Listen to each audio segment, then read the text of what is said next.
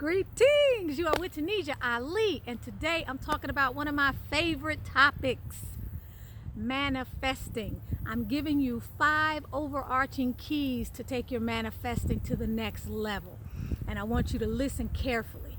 Finish all the way to the end of this video. If you haven't subscribed, then you will subscribe if you finish to the end of this video. I'm giving you 5 keys that are so important to your manifesting. I don't care where you are in the process of manifesting. If you're at the beginning, then you can step in with these principles. If you're somewhere in the middle, then you can improve the level at which you're able to manifest by really internalizing these principles, okay? So let's dig in. Principle number 1, you gotta live in abundance. It has to become your frequency. And what does that mean when I say live in abundance? That means you gotta be able to encapsulate or to embed within you all of the frequencies that are of abundance. You got to have gratitude. You have to have a positive mindset. You have to be living in a higher vibrational frequency. You gotta guard your energy the way you would guard your child's life. Meaning you have to become so serious and focused about your level of consciousness and mindfulness in the moment that you can't afford to let anything jeopardize your frequency. You can't afford to have low energy people around you complaining and itching and moaning. I didn't say be, but itching and moaning. You've got to manage your energy like you've never managed anything else before in your life, okay? Number 2 is about you recognizing that you live in a magical universe, right? You live in a magical universe, which means what? Who else is living in a magical universe except what? Magicians. You are a magician. You transmute energy. You alchemize. Where do you think the principles of alchemy came from? How did they transform base metals into these wonderful, into gold? How do we transform the carnal desires and all of this stuff of the flesh into something ethereal? You are a magician, so you have to see your manifesting as casting a spell, okay? Number 2 is about casting your spell from the ethers and knowing that you dominate and you subjugate your space-time reality. If you can't dominate and subjugate your space-time reality, you're going to have difficulty manifesting, or you'll be able to manifest, but you won't be able to do it at a level where it starts to accelerate. As I master these principles, my manifesting abilities are accelerating. I really am the magician. Now, I had the magician on my vision board for a long time, but I was manifesting outside of myself. Now I am becoming the manifestation. I am becoming the magician, and that's what this is about. I'm giving you the secret because I want you to recognize that this is like art. This is fun, right? This is freaking time travel. Okay, so for all of you people out there that love sci-fi and excitement, imagine that you get to time travel and you get to go into the ethers and you get to cast your spell and dominate this space-time reality. Okay, so when you're visioneering, when you're in your fantasizing space, okay, when you are imagineering or imagination, don't make it a haphazard pastime that you do at the end of the week when you're tired and because somebody told you to visualize, you lay on the bed and act like it's a task. No, no, no. It's time out for all of that. You need full-time emotional commitment and energy. Okay? You pull out your wand or your wand and you cast your spell on this creation around you that you get to dominate. So when you go in and you do your work, baby, you go in and you do your work and you assume the position. You assume the position of being a manifester, a magician, because what? You live in a magical university, and what? Who are you? You are a magician. So cast your spell. Stop playing around. Stop taking this like it's some little fun little walk in the park that you can take 30 and 40 years to do. Start working on what it is that I'm telling you. It's so serious. Principle number 3, The third thing that you need to internalize in order to become a manifesting magician is you need to approach your manifestations with specificity. Specificity, not just from your mouth or from your hand in terms of writing it down.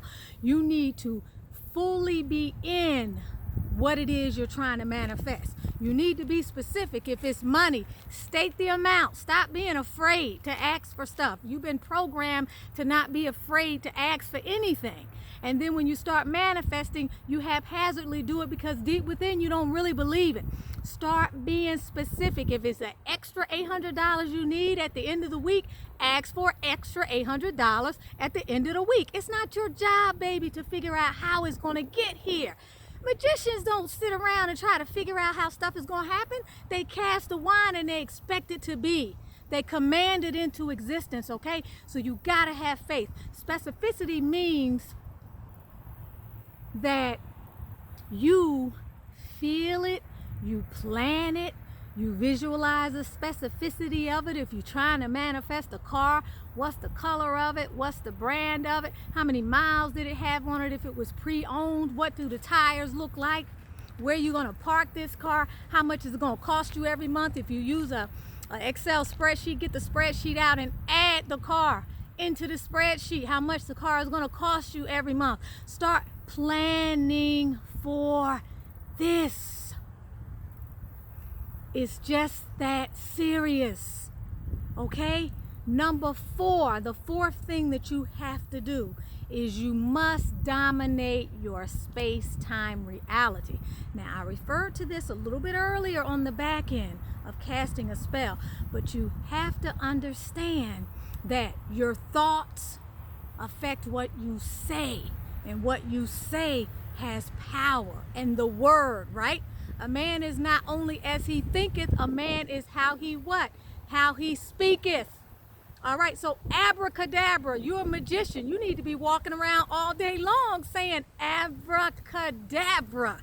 Do you know what abracadabra means? It goes back to ancient civilizations. They're saying possibly even before the Hebrews and Sumerians, okay? They're not exactly sure, but abracadabra means I create with my words, or the world is created, or whatever it is you're trying to create comes about as a result of the word. Now, we've associated magic, magicians, and abracadabra because of our religious indoctrination and all of this other man-made crap that has actually separated you from God and separated you from your divine nature.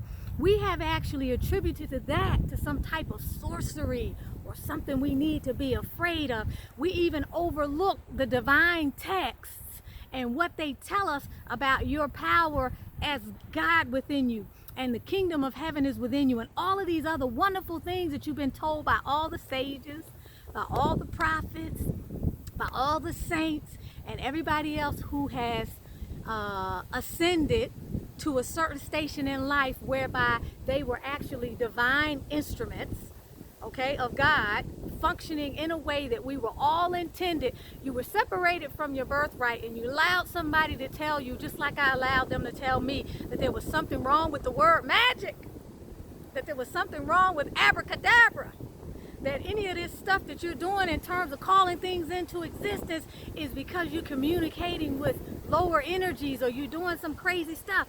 Never mind what the divine texts have told you. Every one of the religions, and even the other belief systems and philosophies that don't comprise the monotheistic religions, all have in their books, within and in between the lines, and specifically talk about the keys to manifesting and your personal power. That they all agree on, okay? That's interesting, right? Those things they all agree on. It's all the other stuff in the time-space dimension that got all distorted and crazy. But either way, regardless of what you believe it 100%.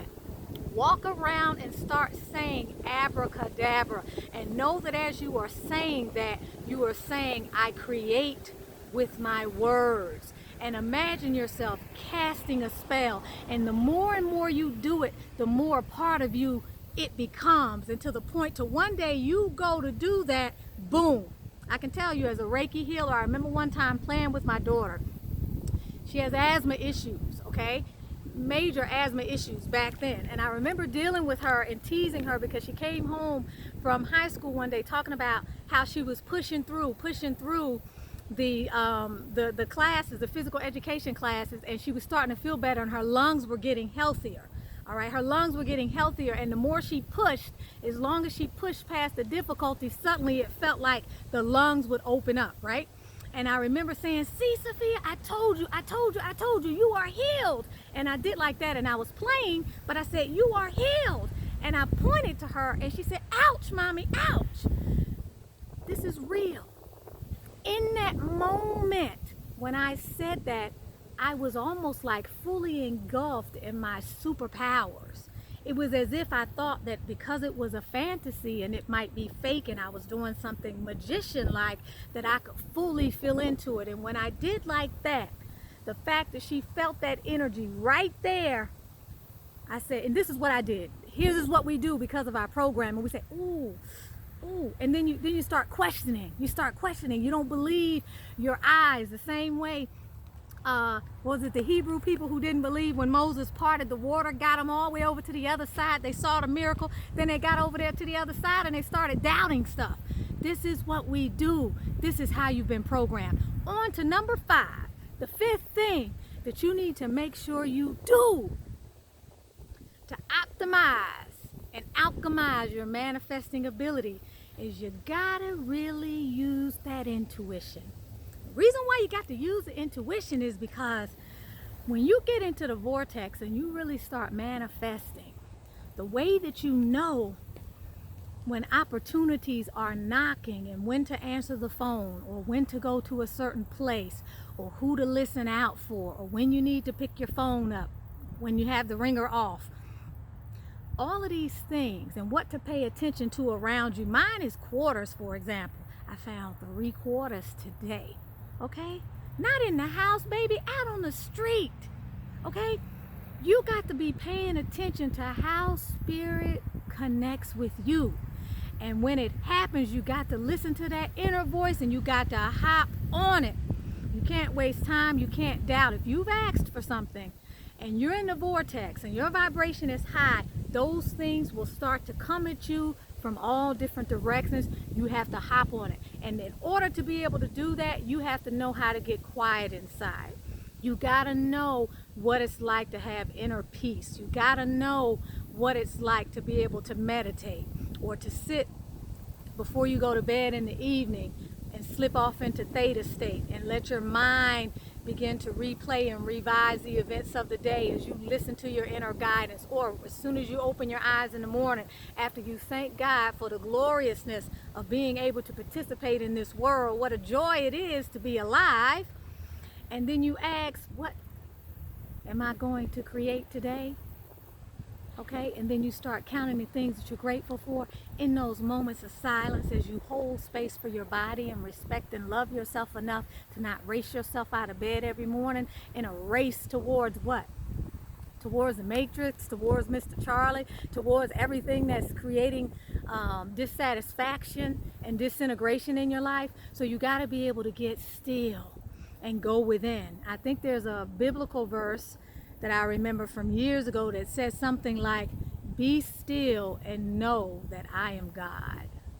Be still and know that I am God. You have got to be able to get quiet and tap into your inner verse. Okay, so these are the 5 critical things. And by the way, if you haven't subscribed, go ahead and subscribe. If you haven't given back yet, because I've given you a wealth of information, go ahead and hit that subscribe button and leave me a comment and let me know how you're going to make this principle work in your life. Are you going to do what you've been doing, which has gotten you to where you are, or are you going to do something different? Okay, but if you haven't subscribed, I'd love to have you comment, subscribe, like, share this video with someone that you think it can make a difference to, regardless of if you feel they're in the same space that you are in or not.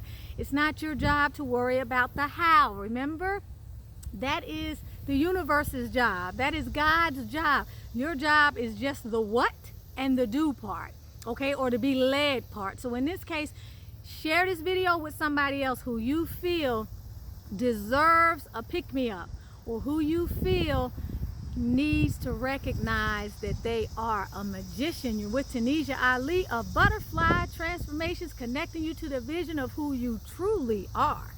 I help women to gain clarity, up-level their mindsets, clear and heal energetic and emotional blocks, and manifest abundance. So you got a wealth of information today. I hope that you will take it and make it work for you. I'm sending you lots of love and prosperity, perfect people and beautiful butterflies. What a joy it is to what? Be alive.